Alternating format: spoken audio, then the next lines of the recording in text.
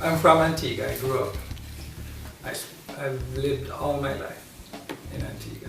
As a child, I grew up listening to a lot of zombie stories, ghost stories, and that is what kind of started, I would call my introduction into storytelling. From about 1981, I started working with a television company, and so I was able to get my hands on like real production equipment. I started using a camera and getting used to recording little skits with my friends. I was born in Antigua, but I grew up in Toronto, Canada. I actually ended up studying journalism and majoring in broadcast. I have the distinction of being the first black female reporter on CFTO TV, and all the people from around the Caribbean claiming me as their own. I felt like I needed to explore a new career path, and I decided to move to Antigua.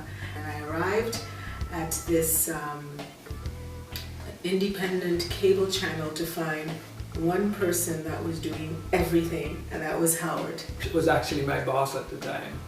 She came there to do a television show, a news magazine kind of program. I was the cameraman, the editor, the lighting engineer, the whole shebang. We had a really good professional relationship, which friendship blossomed from that. And 3 months after we met, he proposed.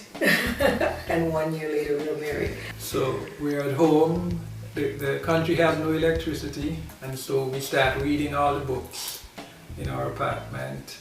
And Mitzi started reading her journals and read something to me about when we met. Howard gave me a mango as a gift. For our first date, he showed up with a mango. And I wrote about it in my journal about this, this little island boy coming to my house with this mango and presenting it and whatnot. And that's what actually sparked the story for our first film, The Sweetest Mango.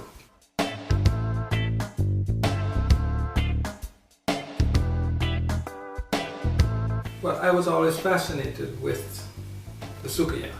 I wanted to try to make a film that was scary. That to me was the one character that I thought was actually scary. A lot of Caribbean people, at least in Antigua, when they'd watch the American horror films, a lot of times it would turn into laughing at films. A lot of times going back into the house, I mean, by now the whole idea of the Sukiyaki folklore in Antigua is pretty much dead, I would say.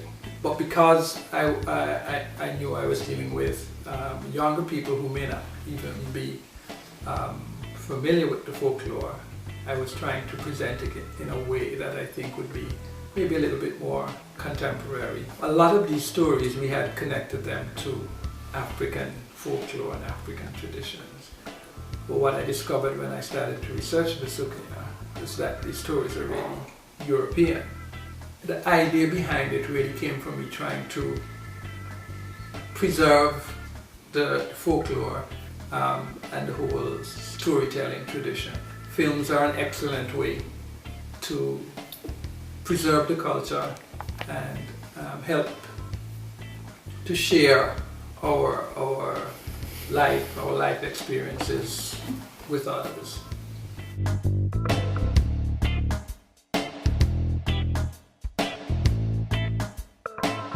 The skin, well, that was quite a journey that began with a 5-year stretch of writing from Howard. I had a wonderful jumping off point as a producer in pitching the film to potential investors and people that might be interested in doing product placements and so on, because we had Carl Bradshaw, a Caribbean film icon.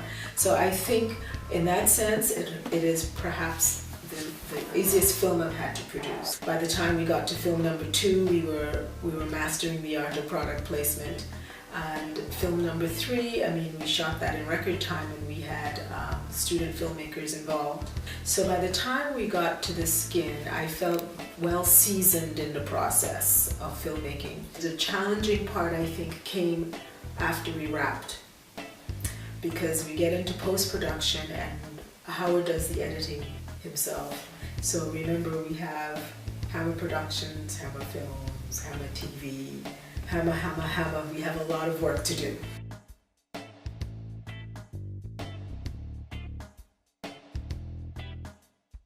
We started working on the second film even before we were done screening movie number one, a film called No Seed, which is a political drama based on Caribbean politics, using the worry game as a metaphor. Well, we have a saying in Antigua, if you play worry with God, you'll get no seed. We basically just took that and kind of showed how the politics is a game. And then we went on to do a movie called Diablesse, which is the first film kind of dealing with the folklore. The Diablesse is a beautiful woman with only one flaw, and that is one of her legs is the leg of a donkey. And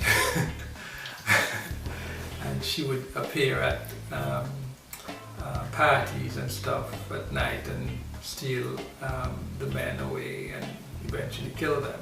There was a character in that story that was kind of like medicine woman, ugly woman kind of character, and people kind of locked on to that character, and so that kind of sparked my focus on the folklore.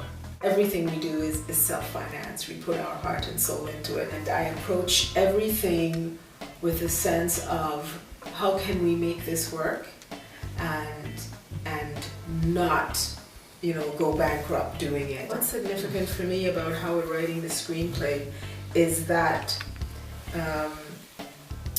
we were able to tailor it to meet what we can do from a production standpoint and a financial standpoint. Somebody can write a fantastical story with things that you just can't do, with money that you just don't have. I'm very conscious of budget. Yeah. I'm actually very conscious of that while I'm writing, because I have a working knowledge of the technical aspects of a production. Mm-hmm.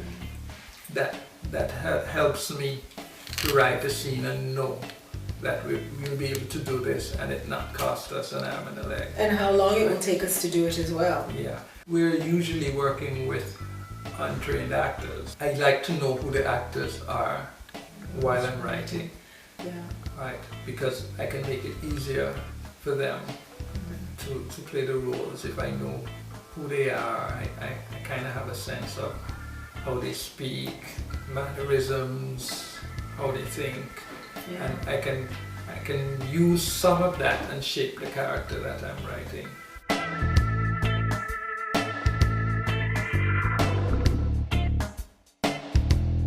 The Skin is definitely, of the 4 films, my favorite. Partly because I wrote it, and also because of how audiences have responded to it. And that's pretty much what I want. I wanted to kind of rekindle the excitement we had, the thrills we had listening to those old stories, but still present it in a kind of modern way. I like it from a producing point of view because I felt The Skin made me come of age as a producer. I'm very proud of Howard because I really see what the true talent is. At the core of it all, he is a storyteller. That's what he is. All these other things just help him to tell his own story. The next project that I see us working on would be almost a return to our roots, a romantic comedy.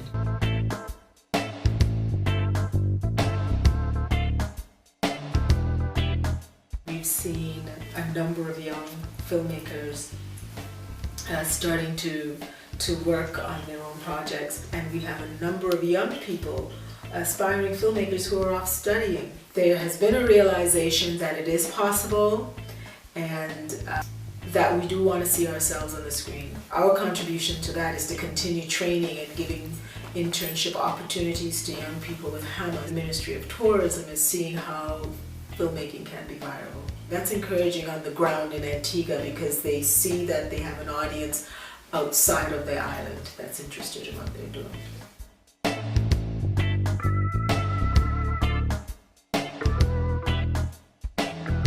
is a general interest across the region with the government for filmmaking as an industry. I'm not too sure though if they're thinking about filmmaking as an indigenous industry. I think sometimes what happens eventually is the local producers get kind of overwhelmed and pushed aside. To me, telling our own stories is much bigger than economics. Two things should be happening. There should be a push to grow and develop indigenous filmmaking, and also complement that with the Hollywood films. Not everyone who is a filmmaker is going to be good at it. But that's not a problem. We kind of have to learn to appreciate that not all of them will be good, but they're all telling a story from their perspective, encouraging people to make films, as many films as possible, because we need our story told. Filmmakers are not limited. You're only limited by your imagination and your creativity in Antigua and Barbuda, and that's the good thing. The bad thing is that unfortunately we don't have an industry, so we have to be very resourceful.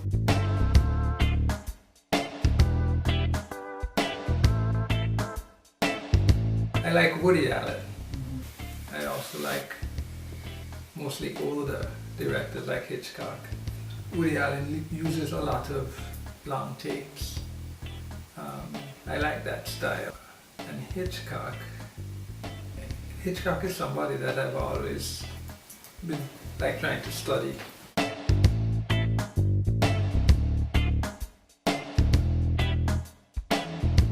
What I would really like to see happen is that we could be in a position to help people who are starting as filmmakers. Thanks to sum it up by saying it'd be great to be the Warner Brothers of the Caribbean. I like the idea of indigenous filmmaking and people being able to tell Caribbean stories. For us to do that effectively, not only do we have to help work on developing the filmmakers themselves, but the distribution. Because now you have to get the film out so that people can actually see it and appreciate it. And definitely in the region, that infrastructure is simply not there. And especially in the Caribbean, it's difficult because we're islands, not one big landmass. And so that's a challenge, and we need to find a way to bridge that gap and make it easier for our films to get around the region quickly. For some reason, Caribbean television has not been able to bridge the gap and bring Caribbean people together. I would think that by now we would have been able to have television in the region to the point where I could turn on my TV in Antigua and watch what's happening in Trinidad or Barbados. I'm hoping that within the next few years at least, that the internet would help to bridge that gap and do what TV never really did.